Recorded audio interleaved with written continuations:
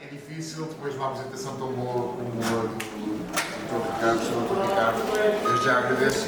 É realmente um tema, a biossegurança é um tema que passa para esta parte do bem-estar animal, não há dúvida alguma, não é? Sempre que nós quebramos esta barreira da biossegurança e deixamos que um agente entre na nossa exploração, não há bem-estar que resista, não é? Os animais ficam doentes e, efetivamente, as avaliações de bem-estar animal demonstram que os animais não ficam bem. Eu trouxe aqui 3 datas para nós falarmos um bocadinho e pensarmos onde é que nós estamos neste momento. Alguém sabe mais ou menos o que é que se passou há 2,6 milhões de anos atrás? Mais ou menos isto. Começamos a comer carne. As evidências é que nós começamos a comer carne. 2 de setembro de 1945. Ninguém sabe o que é que se passou? Guerra Mundial. Em janeiro de 93. O pano. Eu já vou dizer isto, para 300 vezes durante a apresentação. O PAN é a antítese do bem-estar animal, ok? E eu hoje vou falar com vocês um bocadinho sobre isso. Acertei. Não. Já chegamos lá. Ok. É a data, nós temos aqui alguns dados que apontam que lá na Etiópia alguém começou a comer carne e isto levou-nos a sermos os seres que nós somos agora, não é? Todo o desenvolvimento musculoesquelético, neurológico, toda essa parte vem efetivamente de nós termos começado, de termos introduzido a carne na nossa dieta e o principal foco disto eram as características nutricionais. Okay? Nós hoje em dia vivemos num mundo em que há quem dispense as características nutricionais da carne, mas esse era o foco. Okay? O foco, aqui, a motivação de comer carne era que quem comia carne tinha mais força, caçava mais, comia ainda mais, reproduzia-se mais. Está bem?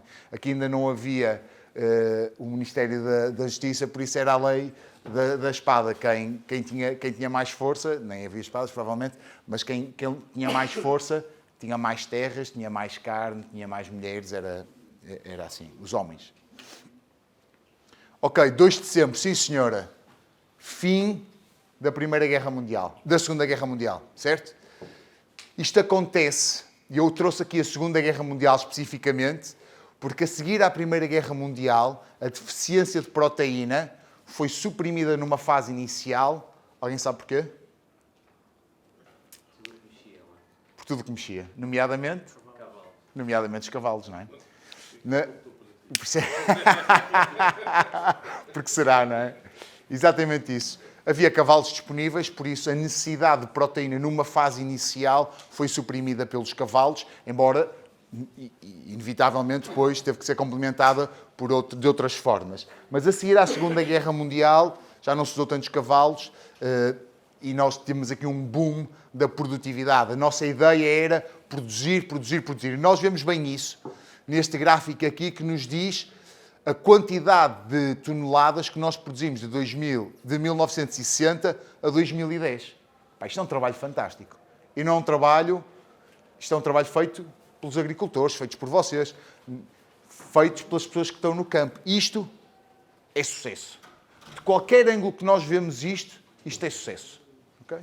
E a motivação para isto acontecer é que nós precisamos de alimentar o mundo. Mais uma vez, a carência alimentar, aquilo que nos motivava a comprar. Eu preciso de carne. Ok?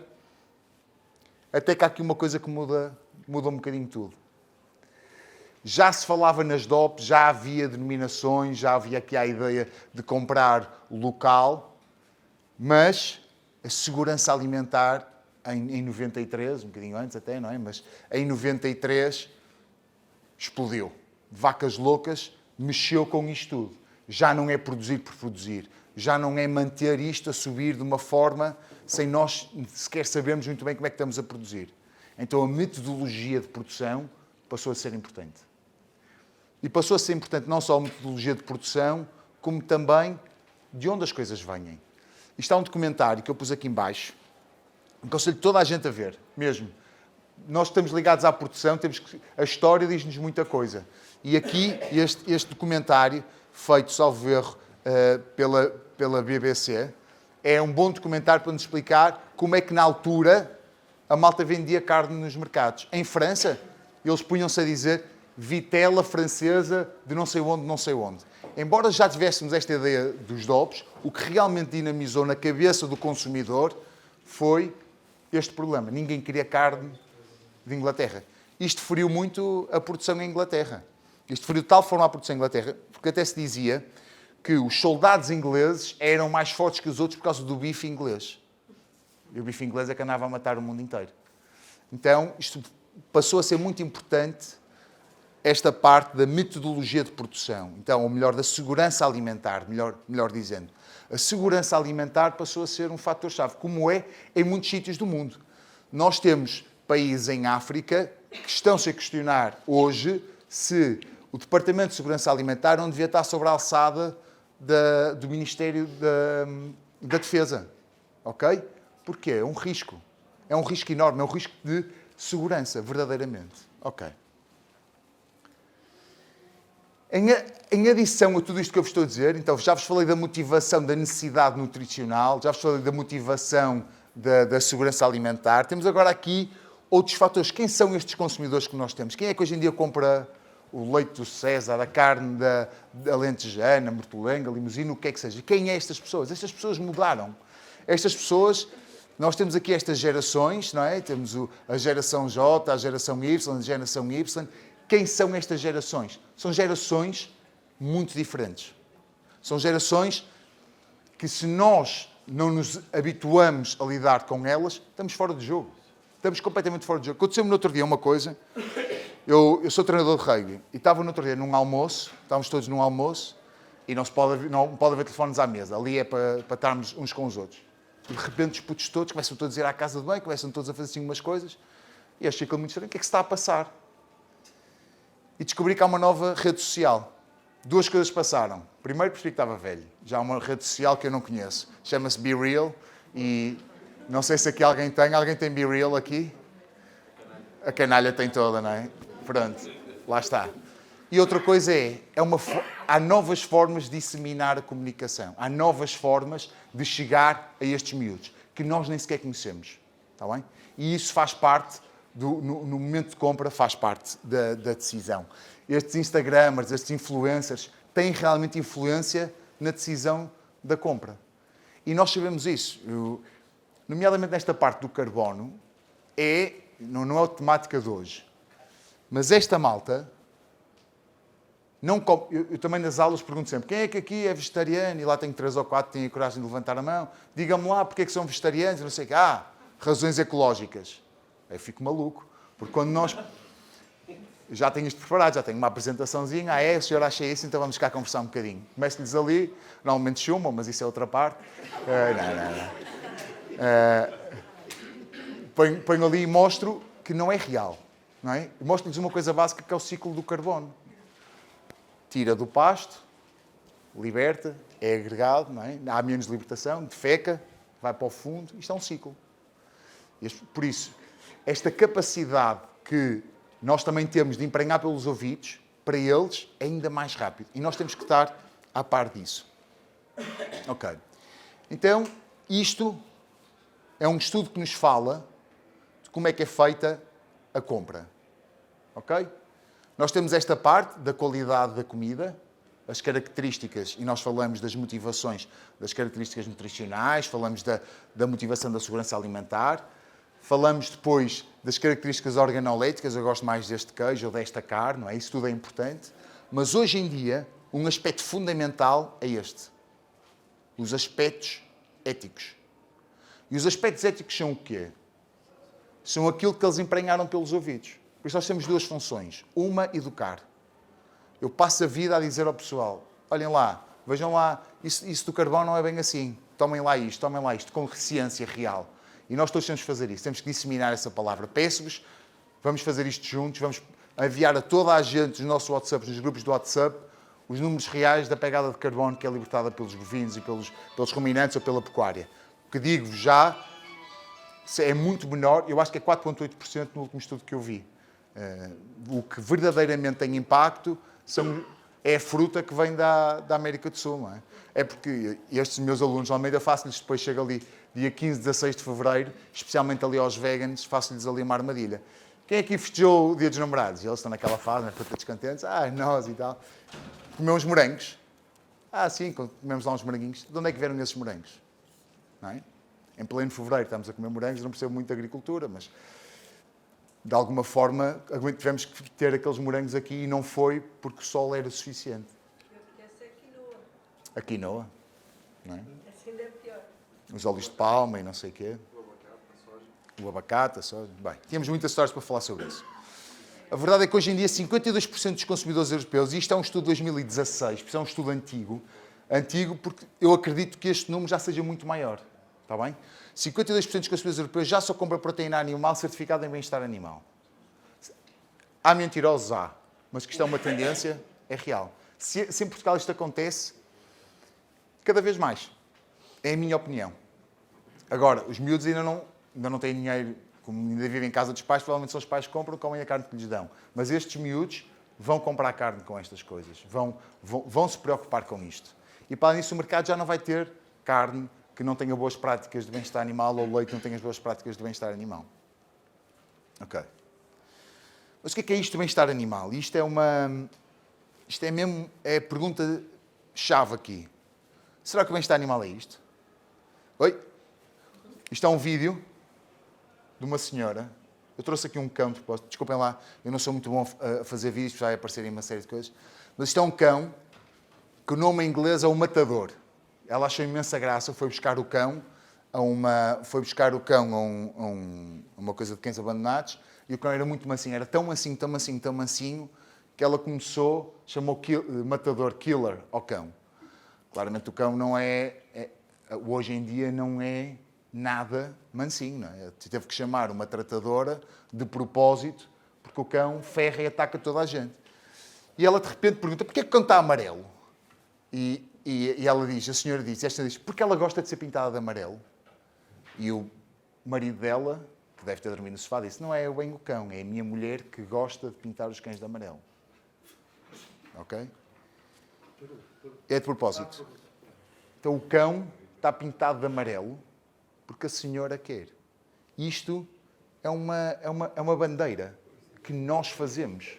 Nós fazemos isto no dia-a-dia.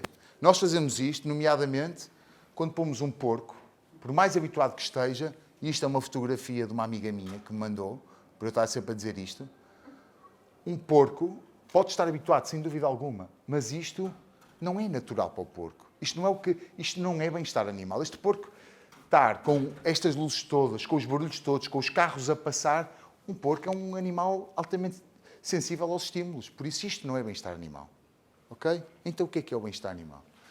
Aliás, isto eu tenho que fazer jus a uma frase com uma pessoa que eu gosto muito, que é um veterinário que se chama Tony Dalmau. É um veterinário especialista em bem-estar animal de porcos, em ciência de porcos. Ele é uma pessoa espetacular. Foi até quem desenvolveu o protocolo que vamos falar hoje, que é o welfare, para porcos. E ele diz que isto é antropomorfismo egocêntrico, ou seja, é a humanização dos animais. E isto sou eu a querer, e isto é o que o PAN defende, não é? Que é um cão é exatamente igual a uma pessoa, mas não é. E eu, ao impor ao cão que ele se pinte de amarelo, eu estou a agredir o cão. Eu estou a fazer mal ao cão. Isso é o oposto. O que é que um cão quer? O que é que um porco quer? Um porco quer uma vaca quer uma coisa específica. Não quer estar deitada numa casa onde não se pode mexer. Não é isso que uma vaca quer. Então como é que nós sabemos isso? Eu desafio-vos. Qual destas vacas é que está em melhores condições? A A ou a B? A B? A A? A B? Depende. É mesmo isso, não é? É que esta vaca pode não estar bem. E esta vaca pode não estar bem. Não é? Nenhuma delas. E se as duas estiverem assim? Isto já conseguimos dizer qual é que é melhor? A? Porquê? Depende, não é? E a resposta é esta. Quem aqui já tomou Brufen? Se apanhar o braço no ar, só chavando. Toda a gente já tomou Brufen. Há, sobre o princípio ativo do Brufen, há 500 mil papers escritos, que é aqueles reportes científicos escritos. Sabem quantos é que há sobre o bem-estar animal? 7 vezes isso. É mais real esta ciência do bem-estar animal do que o brufeno. Estou a ser muito simplista no que eu estou a dizer, obviamente. Mas há 7 vezes mais estudos sobre o bem-estar animal do que há sobre o princípio ativo do brufeno. Por isso isto é real, isto é uma ciência. E nós, para dizermos se a vaca A ou a vaca B está em melhores condições, é baseado em ciência. Do animal, do que o animal quer. E não do que eu acho. Ok. Pronto. Eu trouxe aqui 2 pessoas que são... Este homem é a pessoa no mundo com quem eu mais aprendi. Chama-se Don. Um gajo que, como podem ver, não usa muitas vezes t-shirt. E é um gajo do campo. É um gajo mesmo do campo. E ele estava-me sempre a dizer uma coisa que era: think like a cow. Pensa como uma vaca. Isto é um comportamento de uma vaca. Isto é o que uma vaca quer. Isto é normal para uma vaca entrar nesta manga. É normal para uma vaca andar para trás aqui. O que é que pensa como uma vaca? E isto começou-me a fazer sentido. Depois o meu grupo de trabalho lá no Texas também trabalhava com uma senhora que é Temple Grandin, que é esta senhora aqui, com quem nós definimos uma coisa que se chama Temperament Score, que eu já vou falar com vocês um bocadinho mais à frente sobre isto. Isto são 2 pessoas, e ele também tem imensos papers escritos, e ela, obviamente, é uma sumidade, tem montes e montes e montes de coisas escritas sobre isto. Ok, e agora? Qual é que é a vaca que está em melhores condições? A ou B? Porquê? Esta está magra, não é? Então já há um bocadinho mais de ciência naquilo que nós estamos a fazer. Já estamos a usar o animal como indicador. Isto já são indicadores baseados no animal, que é o que nós devemos fazer. Nós vemos que a vaca está magra, ok? E dizemos, a nutrição deste sítio não é boa. Este animal não pode estar em boas práticas de bem-estar animal. Isto é científico. Há diferença real, ok? E se eu agora vos disser que esta vaca está, que isto aqui é uma ferida gigante, também não está em boas condições, não é? Adiciona. E se eu disser que esta ferida, por exemplo, imagina que aqui tem uma ferida, é por ela estar deitada em cimento. Nós aí estamos a avaliar as infraestruturas, que impacto é que as infraestruturas têm no animal. Então nós temos indicadores baseados no animal, temos indicadores baseados no animal que nos dizem o que é que as infraestruturas estão a fazer, se estão ou não estão ajustadas ao animal. Aquela coisa de andar a medir camas e não sei o quê, tem a sua valência, mas cada vez menos. O que interessa é saber o que é que aquilo está a fazer no animal, ok? Depois temos a avaliação das próprias infraestruturas. Há coisas que temos que continuar a avaliar. De onde é que bebiam água? Já conhece, o Sr. César conhece este valor, provavelmente. Não é? De onde é que vocês bebiam água? Não é? Isto também tem que ser avaliado. Quantos litros devem comer uma vaca por dia? Alguém sabe? De grosso modo, nós no Texas dizíamos 100 mais a quantidade de água de leite que está a dar para o tal que seja sempre por cima, para não errarmos. É exatamente isso. Ok. Por isso, avaliação dos indicadores dos animais, avaliação de indicadores das infraestruturas dos animais e avaliação das próprias estruturas. E a terceira avaliação é uma que vamos fazer agora.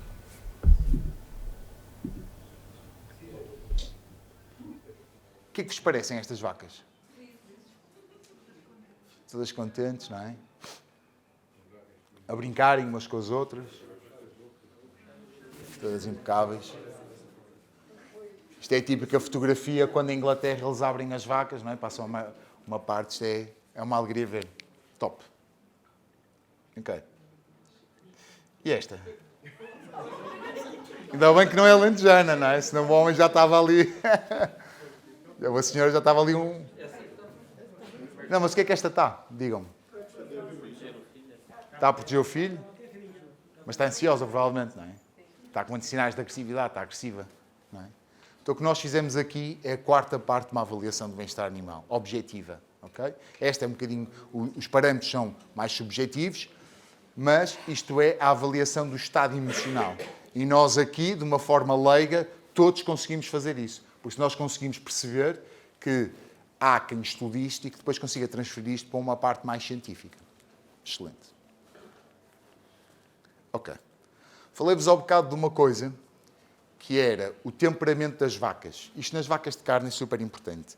O que é o temperamento das vacas? Nós fazemos um cálculo baseado em 2 fatores. Um chama-se o Penn Score, que é basicamente eu estou dentro de uma cerca com os animais com umas dimensões específicas, tem 4 ou 5 animais, e eu com um pau baixo vejo a interação entre eles, a interação comigo, com os humanos, e isso dá uma escala de 1 a 5, e depois avalio a velocidade com que eles saem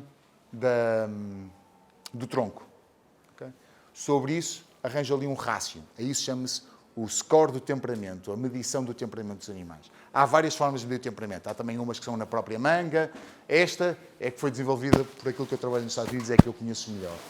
E aquilo que o meu grupo de trabalho viu, foi que há uma relação entre este temperamento e a qualidade da carcaça, e os ganhos médios diários, e até a imunidade.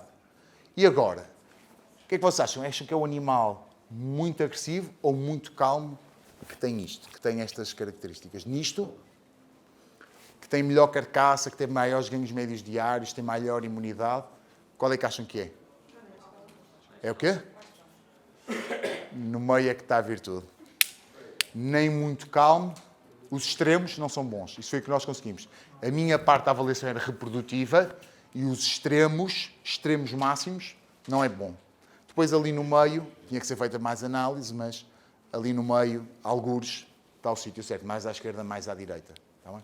Posso dizer que do ponto de vista reprodutivo, nós fizemos uma coisa muito engraçada, que foi, nós induzimos stress em vacas. Eu podia ter posto isto aqui, mas depois já estava com medo de ficar muito longo. Mas nós induzimos stress em vacas durante a gestação. Okay? Vacas estavam prenhas e durante a sua gestação, em 5 pontos da sua gestação, transportamos as vacas. Transportamos as vacas sobre más condições. Medimos e vimos que as vacas tinham cortisol elevado, tinham todos os indicadores de stress. Depois fomos avaliar a vida das vitelas. O stress das mães teve um impacto direto nas filhas. Teve um impacto direto nas filhas e até teve um impacto direto nos ovários das filhas. Por isso nós temos aqui quase 3 gerações afetadas pelo stress que nós induzimos na gestação de uma vaca. Por isto é transversal.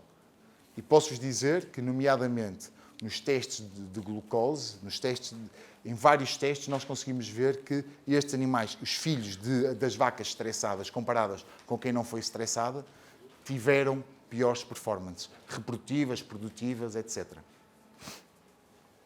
Ok. Também sabemos que a quantidade de água ingerida está relacionada com os ganhos médios diários. Se tivermos muitos bebedouros, os animais beberem muita água, comem mais. Também sabemos que, quando nós temos partos muito densos, altera os comportamentos de ingestão dos animais. E, com isso, os animais crescem menos. E também sabemos que, durante o transporte, se nós tivermos maneio de transporte muito agressivo, há mais carcaças que são rejeitadas.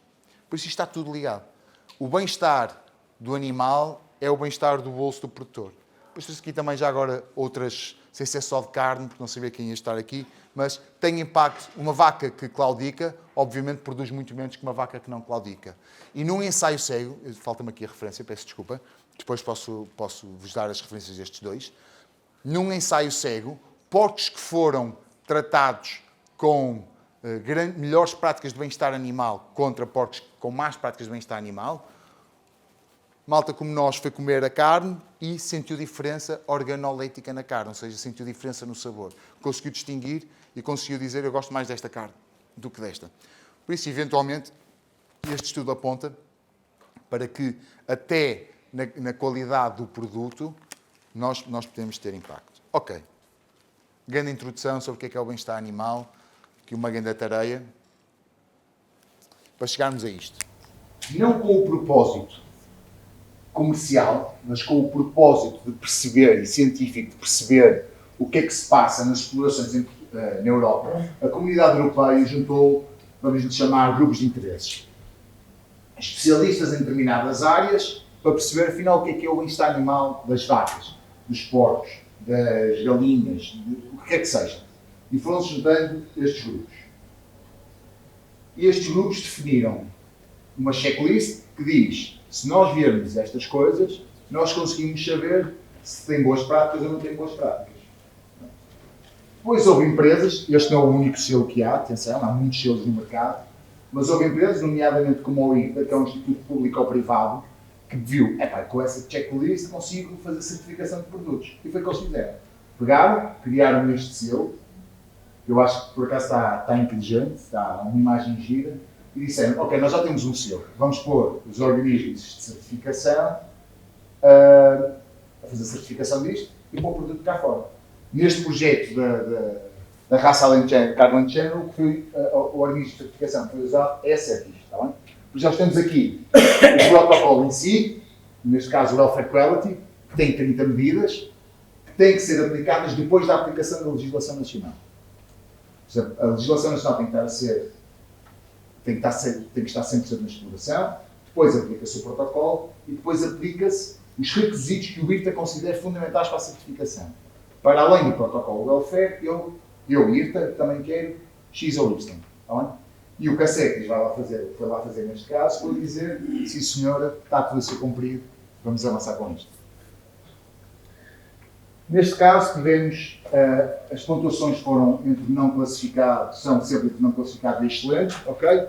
No caso desta raça, as pontuações, quer internas, quer da própria associação que fez os seus autocontroles, quer as externas, andaram sempre aqui no elevado.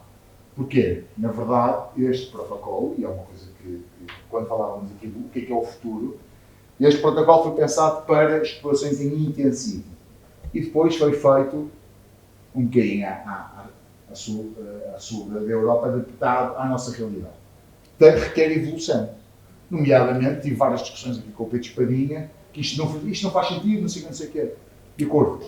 Ainda por cima, o protocolo é de 2009. Há coisas que ainda não fazem muito sentido. Mas eu garanto-vos que este protocolo fez com que milhares de animais nos últimos 3 anos tivessem melhores práticas de bem-estar animal. Se tem que ser melhor, tem. Mas eu nunca vi nada começar como perfeito. E há uma frase que eu gosto muito, antes feito que perfeito. E neste momento estamos no feito. Há caminho a fazer, há. E aí esse é o futuro. O futuro é passar... Exato, eu tirei daqui esse slide. O futuro é passar pela adaptação destes protocolos para protocolos aplicados à realidade do sul da Europa. Isso já está a ser feito, já temos isso tudo feito, agora é eventualmente começar a comercializar isso, sempre com um objetivo, que é o que nós não nos podemos esquecer, é que o nosso objetivo é caminhar para o excelente. Porque, no fundo, o objetivo é que os animais tenham as práticas melhores que nós lhe conseguimos dar. Nós continuamos a ter que alimentar o mundo, não há dúvida, mas com a maior dignidade possível para os animais. Eu já fui a matadores e já fui a sítios onde vi percentagens de animais com uma dessensibilização mal feita enorme. Não é? Nenhum de nós aqui na sala gosta disso. E nós já temos ferramentas para fazer com que isso passe a ser a aberração. E já é a aberração. Também temos matadores em Portugal espetaculares. Nós temos é que trabalhar nisto. Não esquecer isto. Boa. O que é que nós fizemos? Então, nós começamos com uma formação de auditores internos. Estão aqui alguns dos formados, o Gonçalo Semedo, algumas pessoas da associação e da Carne Alentejana. Começamos a fazer uma formação, fomos para o campo, estivemos com eles, explicamos-lhe o que era. Eles próprios fizeram um curso do Welfare Quality. Depois nós ajudamos a compreender como é que nós fazemos com que isto aconteça na prática, passar da teoria para a prática. Fizemos isso. Criamos todo o material de apoio, nomeadamente algumas das coisas que eu vos vou mostrar, os manuais, criamos isso tudo. Fizemos auditorias internas a 100% das explorações. Entre nós, Concerta, e os técnicos da raça, fizemos auditorias a todas as explorações e, em algumas, inevitavelmente, foram levantadas não conformidades, sejam elas maiores ou menores, sejam elas só algumas coisas que há a melhorar, pontos a melhorar, como há em qualquer casa. Não há nenhuma casa que não tenha sítio para melhorar. Pronto, e depois fomos a esses sítios ver se as ações corretivas tinham sido implementadas. Quando as ações corretivas foram implementadas, foi selecionado o grupo de explorações, que neste caso foi todo, para passarem para a auditoria externa, e então, aí sim, veio a Certes fazer as auditorias externas e passou a haver a certificação do selo. O projeto agora está na fase de segundo ano, em que já há autonomia da raça alentejana para fazer alentejano para fazer as suas auditorias. Nós continuamos a dar algum apoio, mas isto é que é bom. É que aquilo que começou como sendo uma novidade, hoje em dia já é uma prática normal. E eu posso-vos dizer que é uma prática normal nesta raça, como é noutras raças, noutros sistemas de produção. O grande objetivo era, o ano passado, conseguirmos entrar neste ciclo pré-inicial. Falei-vos ao bocado que temos o domínio do Welfare Quality e o domínio do IRTA. O IRTA definiu que até 2023 só era preciso ter, nisto das pontuações, peço desculpa estar aqui a voltar um bocadinho atrás, que até 2023, ou seja, até 31 de dezembro de 22, tínhamos que ter aceitável. Agora, qualquer exploração que queira entrar tem que ter elevado. Por isso já tem que começar, já tem que ter melhor, já tem que ter um bom bocado de práticas. Pronto. Por isso, entramos neste ciclo e nos próximos 3 anos a raça alentejana vai ter que manter este nível de 55 pontos. Estes são alguns dos documentos que foram criados, nomeadamente manuais de auditoria interna, manual geral de procedimentos, checklist da legislação, avaliação de comportamentos, isso tudo foi feito. E isto finalizou o processo todo quando a raça alentejana, a carne alentejana, aqui como produto final do que nós andamos a fazer, conseguiu então a certificação, foi-lhe atribuída a placa da SEGS e conseguiu a certificação e já aí o produto. Ok. Todos estes projetos vão muito em linha com o que a CAP, a nova Política Agrícola Comum, ambiciona. Isto é uma política agrícola comum dita por muitos como a mais ambiciosa de sempre, uma coisa muito disruptiva. Nós já todos devem estar a par disto dos ecorregimes, e dos subsídios à metodologia de produção para ir ao encontro do que o consumidor quer. Mas há aqui uma coisa que eu não posso deixar de dizer. Nós temos que continuar a produzir. E o bem-estar animal não quer dizer que não haja produção. Nós temos que maximizar a produção ao máximo com as melhores práticas de bem-estar animal. Porque há 2016 é chamado o ano do turnover. A FAO, que é o organismo das Nações Unidas para a Alimentação e Agricultura, diz que 2016 é chamado o ano do turnover. A população continua a crescer de uma forma louca e a nossa capacidade de produção de proteína não acompanha. Por isso nós já não temos proteína suficiente para alimentar a quantidade de pessoas que nós temos. As pessoas morrem à fome, já não é porque nós somos todos gordinhos aqui na Europa e em África morrem à fome, é porque não há suficiente. Por isso, embora haja todo este incentivo à produção diferenciada, nomeadamente para o biológico, nós temos que continuar a produzir o máximo possível. Porque senão as pessoas vão continuar a morrer à fome. E cada vez mais. Okay? Sempre com bases éticas. Há coisas que são inegociáveis, não é? Ter um animal, um porco a morrer na exploração não faz sentido. Ou ter uma vaca com uma fratura exposta na exploração não faz sentido. Há ali mínimos. Mas não podemos deixar de produzir e temos que continuar a produzir. É um apelo que vos faço. Ok, entretanto, se alguém tiver algumas dúvidas sobre esta matéria, nós desenvolvemos na Concerta uns manuais que ajudam a explicar um bocadinho melhor o que é isto do PEPAC e o que são os ecorregimes e como é que se conseguem adaptar e como é que não se conseguem. Por isso, se precisarem, digam que eu disponibilizo isso com gosto. E não tenho muito mais a acrescentar, a não ser que tenham algumas perguntas.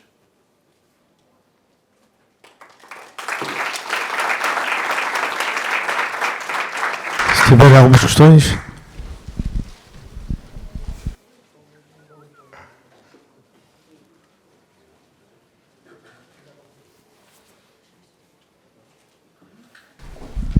Eu prometo não sou mazinha. Não, força. Então é assim, como é que... Um dos elementos que caracteriza o certificado do welfare é a aproximação do humano à vaca. Distância de fuga, chamada distância de fuga. Sim. E eu já estive com vários certificadores, entre as quais o Rui, e continuo na minha. As vacas, temos que pensar como uma vaca. Eu também tenho esse princípio, nós temos que pensar como uma vaca. E eu, uma pessoa que não conheço, não vou dar mimos e beijinhos. As minhas vacas também não gostam do Rui. E não gostam do certificador. E não gostam do certificador que lá vai. Portanto, eu acho que um dos pontos a melhorar muito é esse. Porque a forma como... eu não posso querer aqui dizer que se é bem feito, se não é bem feito, não tenho condições de avaliar isso. Agora, o que eu sei é que tem sido um dos pontos negativos na minha exploração e as minhas vacas são super meigas. E para passar de bom para excelente, esse é o ponto. 100% de acordo. Há aqui duas fases da conversa.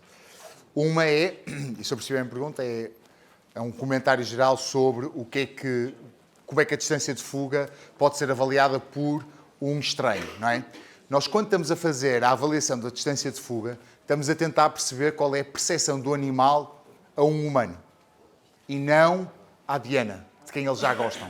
É qual é a percepção geral em relação aos humanos. E aí sim, a tua exploração é provavelmente penalizada por ter uma coisa que até hoje em dia tem sido... Há indícios para que seja o oposto, que é há pouco contacto por causa dos robôs, não é? Cada vez menos. Por isso eles ficam muito restritos a um número de pessoas certas. A essas pessoas, isso, não sei quem estava-me a dizer no outro dia, já se sabe, não fui eu, estou a vender pelo que comprei, que até há uma ligação mais positiva, há uma proximidade maior. Aos estranhos em si, provavelmente há uma pior. Mas este protocolo acabou em 2009, há coisas que têm que evoluir. Isto do score do temperamento, que eu vos estava a dizer, retira a distância de fuga. Okay? Porque eu, para vacas de carne, não acredito que a distância de fuga seja a melhor forma, sobretudo quando é bravas, peço imensa desculpa, mas não é uma coisa que eu quero muito andar a ver quão perto chego delas. Mas, por isso tem que haver alternativas. Eu concordo que é uma das áreas que tem que evoluir.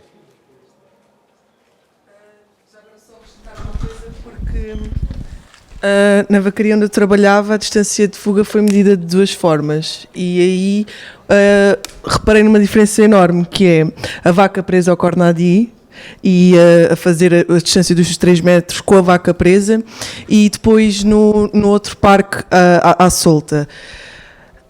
Efetivamente, quando a vaca está presa, ela sabe que está presa. E aí eu não vi a diferença entre ser eu e outra pessoa, porque a vaca estava tranquila, porque aquilo para ela não é... Como as vacas são presas todos os dias aos cornadis, aquilo para ela não é nada do outro mundo. E até quando vão pessoas de fora e precisávamos de fazer intervenções veterinárias e assim, e aí não vi a diferença. Agora, num parque à solta, aí já concordo consigo, porque... efetivamente o tratador de outra pessoa estranha faz alguma diferença. Eu agora, eu não sei se, e por exemplo, também a nível das vacas de carne, se essa questão também não podia ser avaliada na manga, visto que nas vacas de leite, pronto, eu vi ser usado ou vi ser utilizado para isso. 100% de acordo. É uma adaptação que nós fazemos de forma errada, sobretudo nas avaliações internas, para ter uma noção da distância de fuga. É errado, ok? Não se deve fazer a distância de fuga sem ser com os animais fechados, nos cornadis, mas há sítios que nem sequer têm cornadis, não é?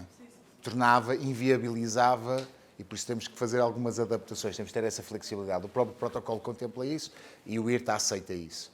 Se estamos a penalizar com isso, provavelmente sim. E quanto às vacas de carne, eu volto a dizer, na minha opinião, realmente não é a distância de fuga a melhor forma de avaliar a interação homem-animal. Só que não posso... O Welfare Quality, que foi feito em 2009, foi feito por um grupo de experts que está fechado, é o Welfare Quality Network, não posso ser eu a chegar lá e dizer, olha, isto aqui é muito melhor, não é? Tem que ser aberto uma nova forma, tem que ser feito investigações, tem que ser... há toda uma coisa.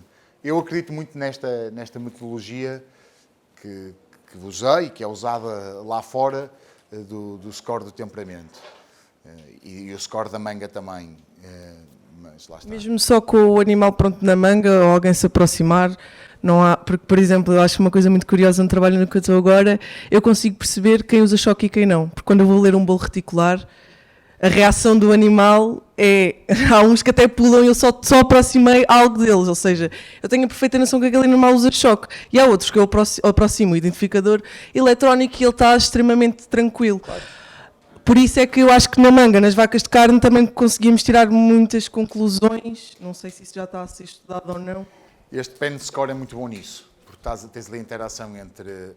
Há o score da manga, há uma coisa que é uma pontuação na manga, que é quanto é que eles se atuam, quantos é que voltam para trás, quantos é que são relutantes a andar.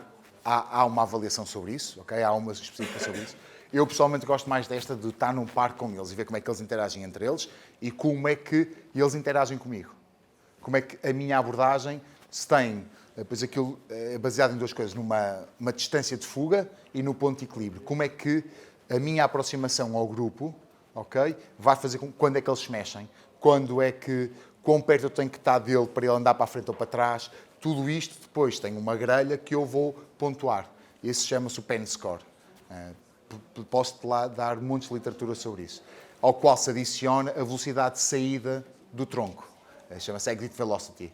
E pronto, isso realmente é o que a Temple Grandin defende, é o que eu trabalhei e é o que eu gosto. Claro. Sou muito torto. A manga para mim não é um sítio para avaliar o animal, é um sítio de stress para os animais. Os animais de carne vão à manga para serem picados, para serem tratados. Picados não é no mau sentido, é tratados pelos veterinários. Normalmente é um sítio de contenção onde eles não são...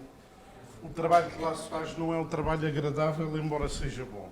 Portanto, avaliar um animal na manga, avaliar animais que andam ao campo, e eu falo sempre da parte da carne, obviamente, no leite será diferente.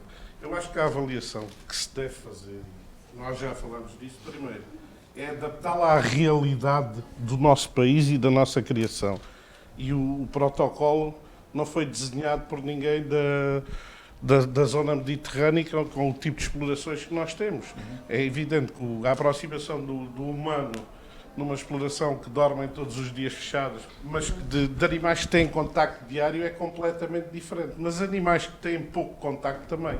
E esse modelo do parque, a gente vê como é que um animal, dentro da expressão que nós utilizamos, e eu estou à vontade, sou da raça alentejana, dentro de um corral, e acho que não é ofensivo dizer, é que como se comporta o grupo. E essa, para mim, pessoalmente, a avaliação que eu faço, e eu sou produtor de vacas, eu não tenho uma vaca agressiva na minha vacada, aliás, estou a mentir porque tenho uma. Tenho uma vaca agressiva porque está sempre parida, reprodutivamente é muito boa. É o único animal que eu tenho que é agressivo. Porque eu elimino, porque vejo o comportamento. Aquele score que até Polgar fala, e fala muito bem, do posicionamento das orelhas, qual é a distância da reação dela. Eu faço isso no meu contacto diário e depois vou vendo, olha, aquela é mais coisa, aquela é para sair. O que me preocupa neste momento mais do que qualquer coisa é adaptarem o protocolo à nossa realidade. 200% de acordo, concordo em absoluto, é uma guerra. Pelo menos já estamos aqui a falar de protocolos. Não é? O primeiro passo já foi dado e isso é que é o bom. E a raça alentejana foi uma das pioneiras a fazer isto e ainda bem. Deu-se o primeiro passo. Agora já temos força e dados para começar a ajustar as coisas. Roma e Pavia não se fizeram num dia. É darmos os passos no sentido. E é preciso haver tortos que não querem abrir a porteira. E mais não digo. Uma coisa também engraçada é que este temperamento, há um certo grau de irritabilidade deste temperamento.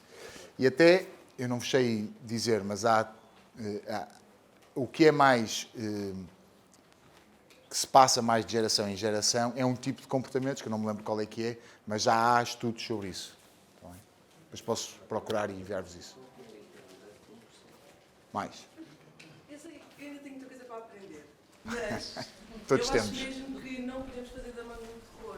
E quanto mais o animal está tranquilo na manga, melhor é para mim que tenho que trabalhar com ele. Por isso, também, acho que de vez em quando levar os animais lá, tranquilizá-los, sei que dá trabalho.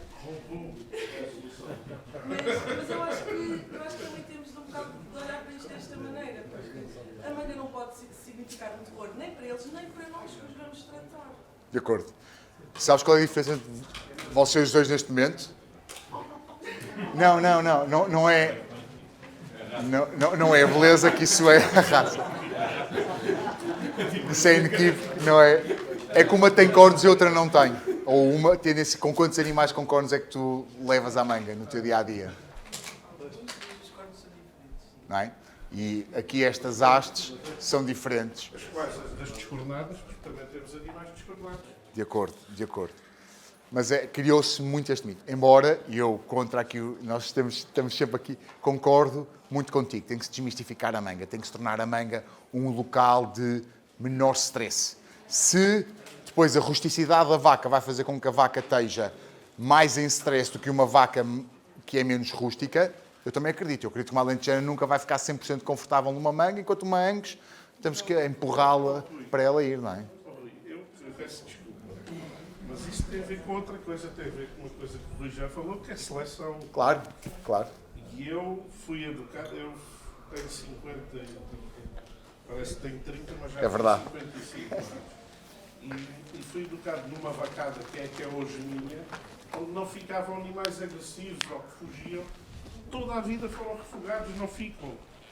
E as minhas vacas são do mais tranquilo que há. Às vezes até chatas, com os cornos que têm, todas as cornos, menos uma ou duas que os partiram. E, quer dizer, a manga não é um problema, porque as minhas vacas vão muitas vezes à manga para não se lhe fazer nada. Sim, sim. Mas Eu sei, passam sempre para a manga, com a manga aberta, e isso não é um problema na minha vacada. O problema é que eu vou a casa de 150 vacadas por ano. Vacadas maiores que a minha, umas com melhores condições e outras com piores condições. E as condições e os animais são reflexo dos donos ou de quem trata deles. E isso é que é o problema. E a gente tem que educar primeiro as pessoas para que os animais sejam educados. E depois é uma questão de maneio, do procedimento diário. E se há pessoas que acham uma piada imensa a ter um animal amarrado no meio da vacada, e há criadores que acham uma graça, eu pessoalmente não acho. Eu não sou criador com respeito pelos criadores, até porque sou aficionado que têm touros de lido, e esses animais têm que marrar. Os meus não têm que marrar. Qualquer um que marra ou que ataque é refugado automaticamente. Menos uma. É 110. É os cães amarelos, não é? Não é um cão amarelo. Não, o que eu estou a dizer é que o cão era tranquilo, não é? E aquela mulher é que fez com que o cão ficasse Ficasse mais agressivo e amarelo. Por isso, na verdade, é um reflexo. Eu acho que os animais são uma extensão do dono e de quem trata deles. Acho eu. Tenho aqui uma questão, mudar um bocadinho do assunto, que é o recém-nascido. Vamos a isso. E há 15 anos fomos obrigados, em Portugal, na verdade deve ser lá os inteligentes de Bruxelas, os vitelinhos quando nascem têm que se ver nos viteleiros, têm que ter um contacto visual, contacto e direto. Pronto. Agora, graças a Deus, infelizmente veio o Covid e disseram-nos que era 2 metros de distância. Será que Bruxelas aprende com o Covid e nos viteleiros, quanto mais eles estiverem isoladinhos, quando nascem, o vitelinho, o recém-nascido, ele quer é sopas e descanso, não quer cá contactos. Isso é depois.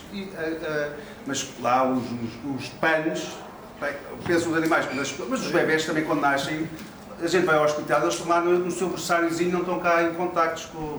Pronto. Isto para dizer, a nível de infecções e de doenças, qual é que é a estupidez, porque eu estive num viteleiro enorme, teve a fazer buracos e mais buraquinhos e braquetas para eles se comunicarem. É uma parvoeira. A gente aceita estas coisas, cientificamente é contra. Quer dizer, o vitel, as doenças, os vírus, principalmente os vírus, e os contactos que eles têm, eles estão ali no viteleiro, não estão lá, nos primeiros dias eles querem estar separados. Será que há alguém científico que diga, não, eles têm que se comunicar, então se dizem, pá, eu estou ao contrário, quer dizer, então já não sei o que é uma doença, como é que elas se propagam. Isolados, tem que se ver, mas é que é o emotivo, os recém-nascidos. Tens alguma experiência para nos poder explicar o que é essa... Posso, em primeiro lugar, parte da pergunta, já que o Ricardo veio aqui falar de biossegurança, posso passar essa parte, a parte do se é melhor ou pior o animal estar isolado e quais são as vantagens. Posso também dar o meu aporte, mas certamente o Ricardo saberá mais do que eu sobre isso. Em relação, o que há sobre isso é que há estudos que apontam que há um melhor desenvolvimento do vitelo quando há esse contacto tátil, visual e direto, quando os animais são colocados em grupo, e isso é verdade, ok?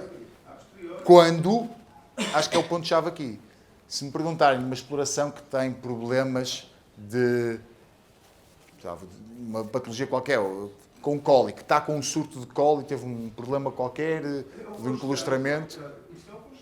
Pronto.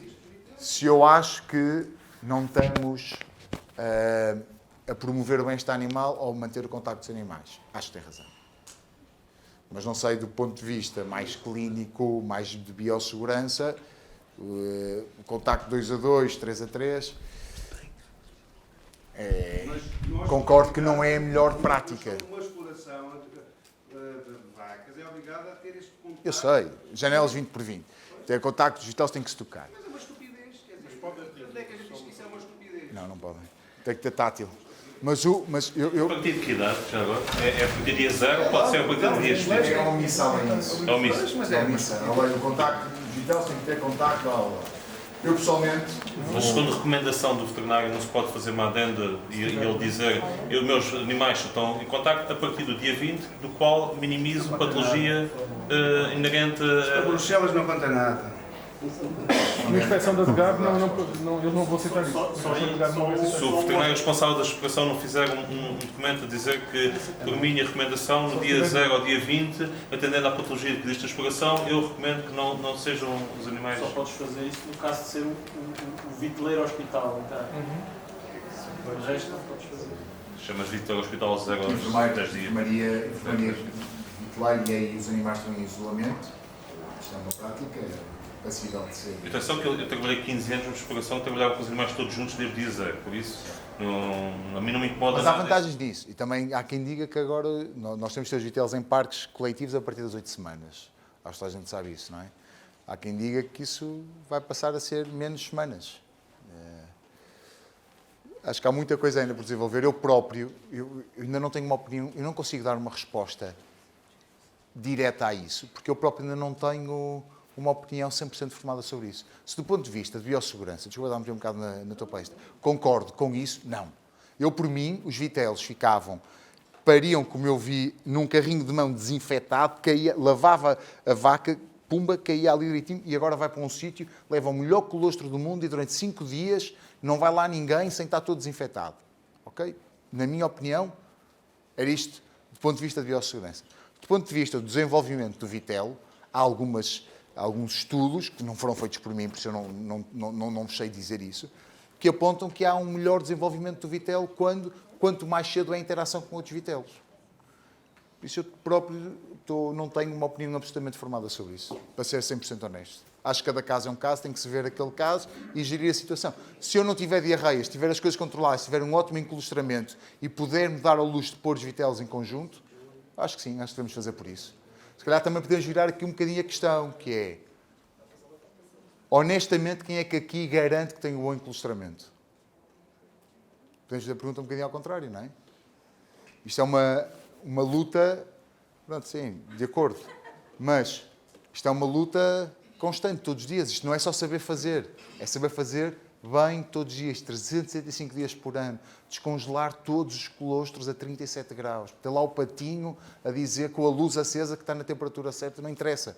Ter qualidade no colostro, estar a fazer a 22% o BRIC, estar garantir que depois não é só as proteínas totais que teremos no sangue, é que vai para o laboratório, fazer tudo isso. E depois sim, se isso não resultar, se calhar isolamos os animais. Estou aqui a dizer, não tenho opinião formada. É muito mais fácil. E o vitelo está na mesma, está na boa e dorme mais descansado, está lá um chato, ele quer dormir a cesta e parece lá uma cabecinha a deixar. Deixa eu estar, nos primeiros dias.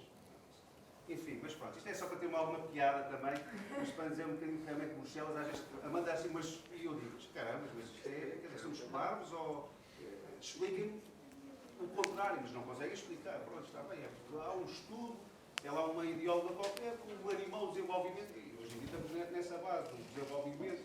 Mas a gente tem a ganhar dinheiro, e para isso os vitelos têm que nascer, nos primeiros tempos não têm que ter diarreias, porque sem diarreias e depois é assim, vêm as pneumonias, e depois, para ganhar dinheiro, a gente, o que é melhor? É o vitelo, nos primeiros dias, estar isoladinhos e sem janelas. Contra as janelas, quem é que quer assinar aqui? Começar aqui, é assim que as coisas começam. Tem dito. Já agora, ainda pegando um bocadinho ali, há bocado quando estávamos a falar de vitelo ficar mais tempo de com a vaca, ou ficar algum tempo com a vaca, tu referiste que está mais perto do que aquilo que nós pensamos. A minha pergunta é, se sabes alguma coisa, se isso por acaso está mais perto no sentido em que já se põe em cima da mesa para futuros protocolos do bem-estar, ou se dentro desses protocolos já se fala no A assunto? legislação, há grupos que estão a estudar esta parte toda do bem-estar animal dos jovens, não é? Toda a legislação do bem-estar animal está a ser revista pela Comunidade Europeia. E isto não é segredo para ninguém. E estão a sair buscar os experts para dizer. E há tudo, não é? Há pessoas que vão lá apresentar estudos em que os vitelos têm que ter 9 metros quadrados disponíveis. E é assim que tem que ser, não é? E há outros que dizem que se calhar só é preciso o dobro. Por isso aqui há muitas coisas. Sei que há algumas coisas... Nós temos sei que há uma tendência, ou eu não sei até que ponto é que isto é sigiloso ou não, mas acho que não, que é, há iniciativas a promover que os vitelos se mantenham com as mães. Sim. Há uma tentativa para que isso aconteça. Se vai acontecer ou não, devido. Vou já dizer. Mas que já há quem fale disso. Como há quem fale em que os vitelos deviam estar sempre em grupo, como há quem fale numa coisa que se chama One Day Suckling, que é os vitelos terem acesso à mãe uma vez por dia, como há muitas coisas. Como há quem fale... A 1,10 € por litro, a gente faz isso. Não sou eu, não, isto é que não é estudos. A gente embala nestas coisas. Quer dizer, isto é bacanias, é tudo rico. Temos dinheiro para ter lá um vaqueiro para ir lavar. Agora é a hora da ordenha ao vitilismo. Aqui para o lado, venha as vacas. Isto é. E a gente, em Europa, e a gente come isto tudo. Quer dizer, eu sou mais pelo bem-estar animal, mas é para bem de todos, não é só para o animal. Isto nem sei se é bem para o animal, mas quer dizer, isto é tudo louco. Agora olha, ou é o vitilinho, ou o vaqueiro. Mas há práticas de bem-estar animal que claro, há umas mas o produtor quer bem-estar animal. O que não quer desaparece, naturalmente. Agora vem a Comunidade Europeia dizer, olha, agora é assim, agora é os vitilinhos com a mãezinha. Também vão dar uma volta ao Viagra. Mas em contrapartida, vitelos presos também, nós sabemos que já não é... Presos como um cão em um metro quadrado. Depende, mas olha, há bocado apresentaste ali duas fotografias, o que é melhor, se for ali, nos Açores, ali na primavera, verão, com um pradozinho verde, com uma vista sobre o mar, se calhar é melhor do que lá na Amadora, lá no... Estamos a falar de um tema... A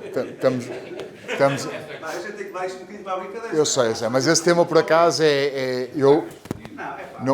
quantos destes vitelos têm água, por exemplo? Por isso também não é... Agora também os colegas com a coleira, vem lá um gajo do pano e um gajo vai preso porque tem uma coleira. Se for uma corrente de 10 metros, é melhor do que estar no bico. Depois é estas loucuras, a gente temos que pensar e calma, pronto. Então está com uma corrente deste tamanho, faz uma correntezinha, tinha lá uma casinhota. Qual é que é o problema de estar numa corrente? São animais, não são humanos. A gente não pode humanizar, pensar como os animais como humanos, isso é um problema também, é um risco. Mas é mais fácil. Não há problema nenhum, dá uma corrente, há um problema de uma corrente, tenha lá um quartinho, tenha lá uma casinhota. Eu também fico parvo com estas coisas. Desculpa. Não temos que concordar em tudo e é bom que assim seja, porque assim é que ficamos todos melhores, não é?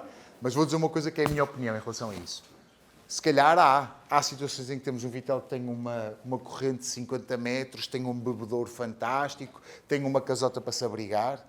Se fosse isso, eu se calhar olhava para o animal, baseava-me no animal e achava que o animal está em bom estado. Mas essa não é a realidade. A realidade, nomeadamente nos Açores, onde provavelmente, não sei se sabe, mas eu ajudei a adaptação do protocolo para ser aplicável nos Açores, e esse era o maior problema, onde nós víamos vitelos que tinham... Alguns nem sequer se conseguiam pôr em pé direito. Não tinham água. Não é? E o homem realmente a generalização. O homem não consegue fazer uma boa recria com isso. Pronto, ele um dia fecha. Um homem que faça isso, naturalmente fecha.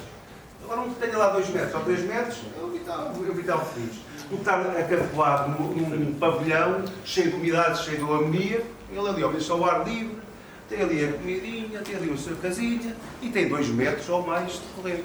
Prontos. Agora 1 metro não. Prontos. Mas hoje em dia é assim, tem corrente, é proibido. Que corrente? Quer dizer, a gente também não pode, a gente não pode discutir, a gente não pode entender aquilo que a gente pensa, porque é pum, pum, pum. Tem que ter janelas, mas sei lá, mas os vitelos estão doentes, contactam, tem que ter janelas. Prontos. E a gente engole as coisas todas e pronto. E é Bruxelas a mandar e a gente a cantar. Pronto, é assim. Não é? Pronto, é assim, e a gente expliquem-nos. Como se fôssemos muito burros. Isto e aquilo. Quem paga, manda. É difícil fazer uma lei que tenha todas as parâmetros de tudo, não é? Sim, sim. Temos ali mais uma.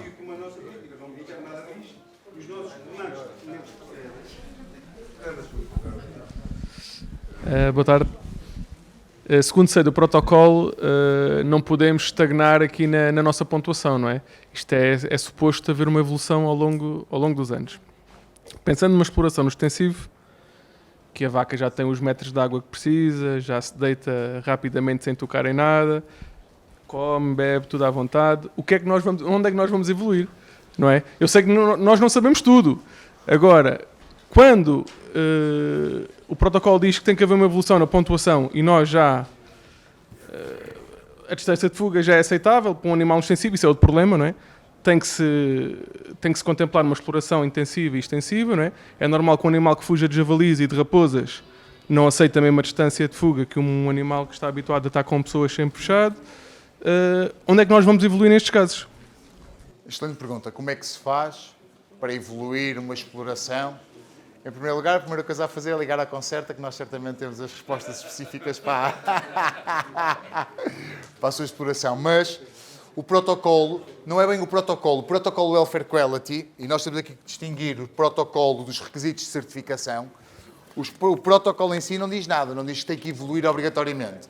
Nos requisitos de certificação, que o IRTA descreve, é que diz que são ciclos evolutivos. E isso dá a ideia que nós temos que ter uma evolução constante, que é aconselhada.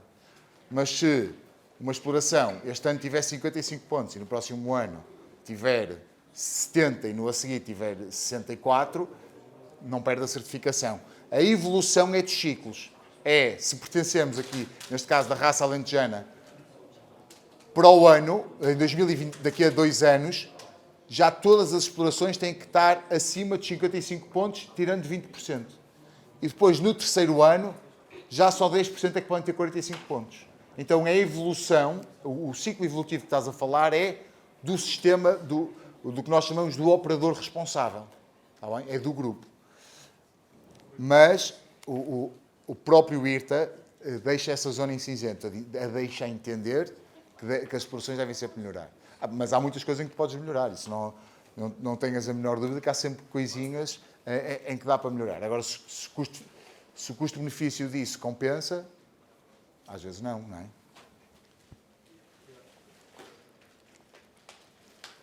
Bem, não havendo mais questões, queria, em nome da Plurivet, agradecer ao professor Rui Dorei esta apresentação e as linhas orientadoras que deu para o presente e para o futuro, ao cabo, não é? E também a disponibilidade por estar presente e por nos ajudar a fazer estes seminários, extensível ao professor Ricardo Bexiga, como é evidente também. E, acima de tudo, agradecer a vocês pela excelente participação, intervenções e perguntas que fizeram, que tornaram isto mais rico e, ao fim e ao cabo, é para vocês que se tentam organizar estes seminários. Queria agradecer também, para já, à Associação dos Criadores dos Bovinos de Raça Alentejana, que gentilmente e mais uma vez, mais um ano, oferece o lanche do nosso stand, para o qual estão todos desde já convidados de seguida. Queria pedir só mais uma coisinha, que era que preenchessem um pequeno questionário que têm na vossa documentação para nos ajudar a melhorar, a ter novas ideias e a continuar a seguir para o futuro. Muito obrigado por tudo.